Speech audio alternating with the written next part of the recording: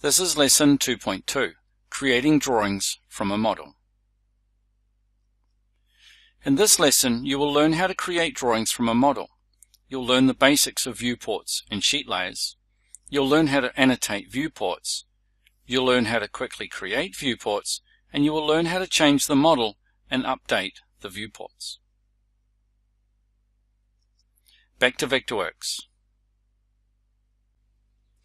We've created our 3D model. This is the one I created in lesson 2.1, and I'd like to show you how we can create drawings from this model.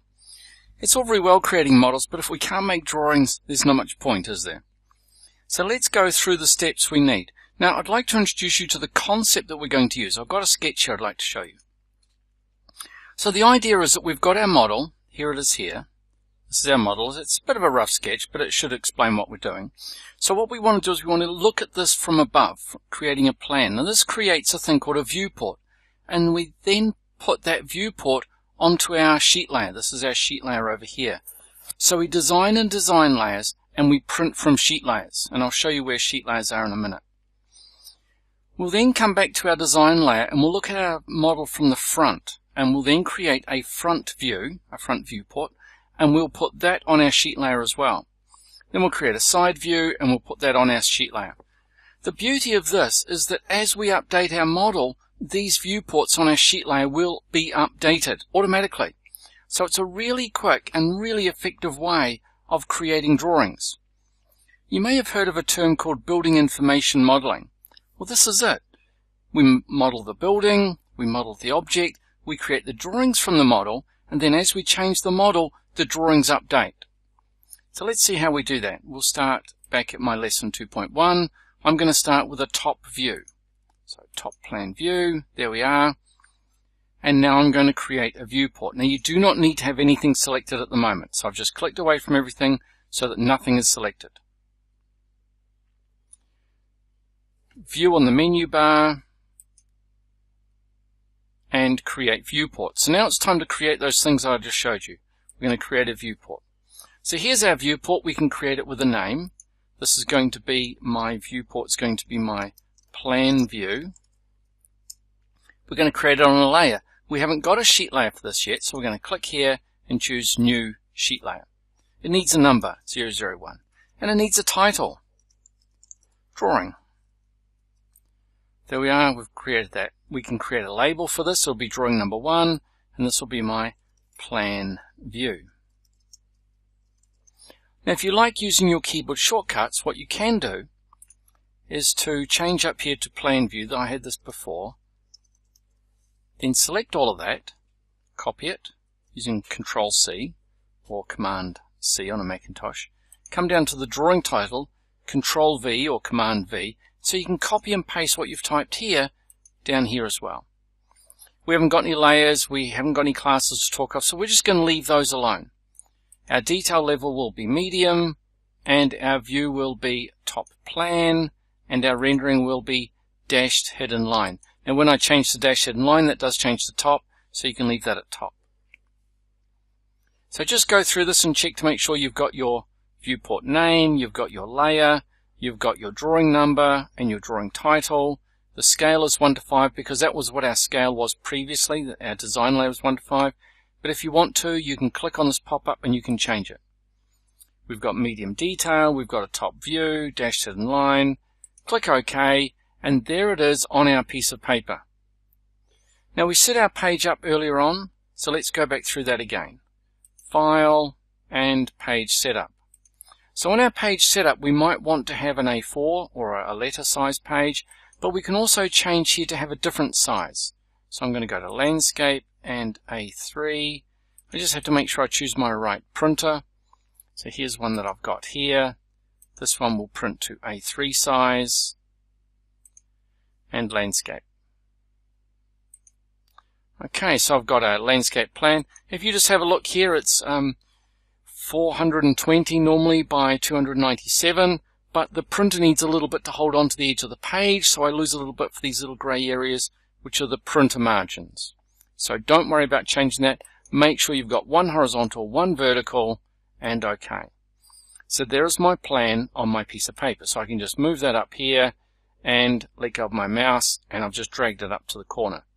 I will come back to this and I will put my front view below that, because I really want my front view to line up with that.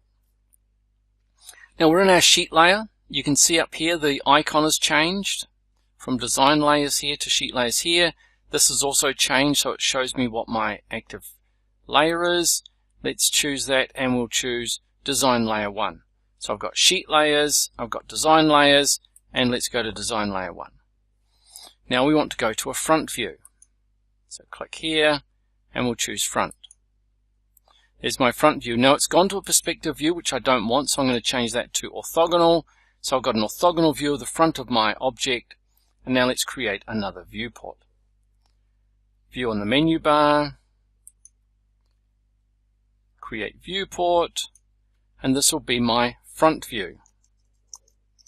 You remember I'm slightly lazy, so I tend to copy that, and then tab, tab, tab down to here, paste it. So it just saves me a little bit of typing. It also saves me getting it wrong. So this is my scale, it's my level, front view, and this will be dashed hidden line again. Okay, and there's my front view, so I can just move that. Now they don't line up, so in a minute we're going to line everything up. Let's go back to our design layer. We're going to change to a right view. View on the menu bar, create viewport. This will be my side view. Again, I'm going to copy all of that, tab down, paste it, change my rendering to dashed hidden line, and then OK. So there they are. Now these don't line up, so I do need to make sure they line up. And what I do is I grab it by that corner. You might remember we talked about the snap cursor. Grab that corner, touch that point there, and then come down, make sure you've got that dashed line so they line up. So that should line up those two parts of my drawing. Grab this one, touch the top corner of my other view, wait till you get that little red square, then come across, make sure you line up, and then release. So I've now got my plan view, my front view, and my side view. We haven't talked about how we annotate these yet, so let's talk about that. So we zoom into that. Now you might notice I've got a red border going around all of these. Let's go back to view on the menu bar, and we'll choose update all viewports. And the red border goes. Now the reason we had the red border was because Vectorworks wanted to update these for me. I've just used this button here, fit to page areas, so that I can see all of my objects.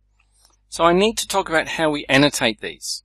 Right click on that viewport. Now the way you right click on a viewport is to go to an edge. You can see I've got my snap cursor there. Right click, let's go edit annotations, and we want to put some dimensions in. So let's just zoom in a little bit. We've looked at dimensioning tool previously, this one here, and I'm going to place a dimension from there to there, locate it there, and from here down to there, and locate it there. Let's exit my viewport annotations. Now I can right click on this one, and I can choose edit annotations. Now I can't see the other objects. This is where I can choose my quick preferences. One of my quick preferences is this one, show other objects while in edit modes, and it's got my tick. Now because it's got the tick, and I actually know what it looks like, it's actually this one here. When I click on that, you can see my other viewports, and they're grey. That's one of the options we've got. So now I'm going to change to my chain dimensioning, so from there to there, and now I can use the other dimension to line up with. Click there, and remember, double click at the bottom to finish. I can also go back to my standard or my constrained linear dimension and put one there if I want. I just need to make sure it's out of the way of that one, and exit my viewport annotation. So there are my dimensions. What I'd like to do next is to make a copy of this viewport, and the way I can make a copy is to drag that across to the side and then put my finger on the Option key on a Macintosh or the Control key on a Windows machine. You'll see a little plus turns up. let go of your mouse, and you've now got a copy. So the first thing I'm going to do is to change the title. I'm going to call this ISO or isometric, because I'm going to change down here the view from a right view to a right isometric view. Now you don't see the change straight away, so when I click on the update button, then you can see the change. Now you might notice that my drawing label's in the way, so right click, edit annotations, and then I can move that down a little bit. If I want to, I can touch one of the other ones over there, and then I can line that up.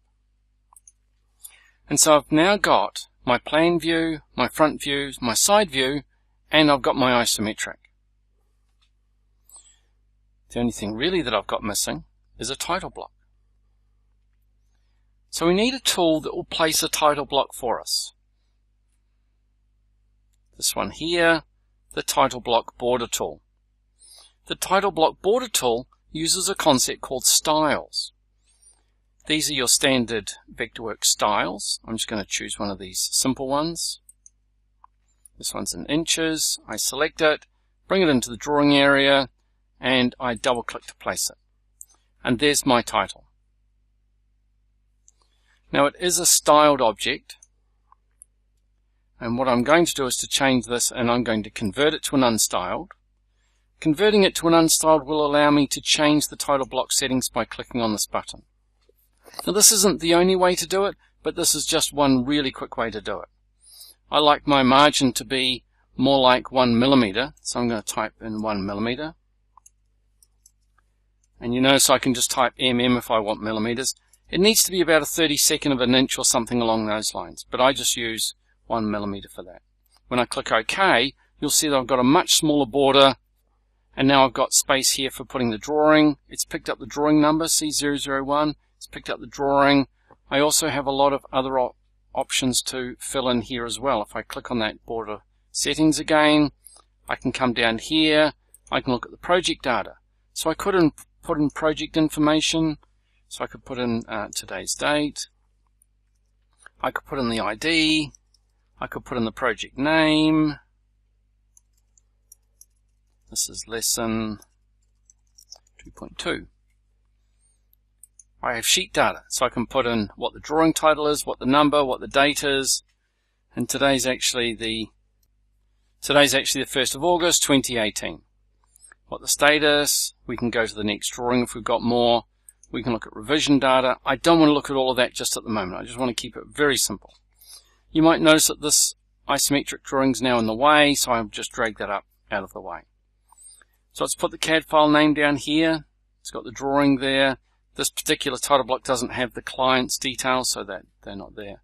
But that's a very quick way to create a drawing from the model. You might be wondering, what's the advantage of using BIM? Well, let's go back and make some changes. So I'm going to go back here. I'm going to go back to my design layer, and I'm going to make a change. So let's just take some space off here maybe. So at the moment this is 26 inches, so I'm going to take 6 inches off that. I can then click on this next object here. The bottom Z, I can take 6 inches off that, and I can also take 6 inches off this as well. So you notice I'm just going -6 to move those objects around. Let's go back and have a look at our sheet layer. We've got all the red borders all over everything again, so view on the menu bar. We'll choose this option here, update all viewports, and you can see they all changed. Now my dimensions didn't update. I do have to go back and fix those, but all of my drawings are now up to date to my latest model. So this is a really powerful technique of building a model and then creating your drawings from it, and that keeps your drawings always up to date. Now I know a lot of people argue with me and say, well, I could have just drawn that by hand, or I could have just drawn it using lines. Yeah, maybe you could have drawn it quicker. On the other hand, you couldn't have updated it as quickly as I did. This is the end of lesson 2.2. In this lesson you learned how to create drawings from a model. You learned the basics of viewports and sheet layers. You learned how to annotate viewports. You learned how to quickly create viewports. And you learned how to change the model and update viewports.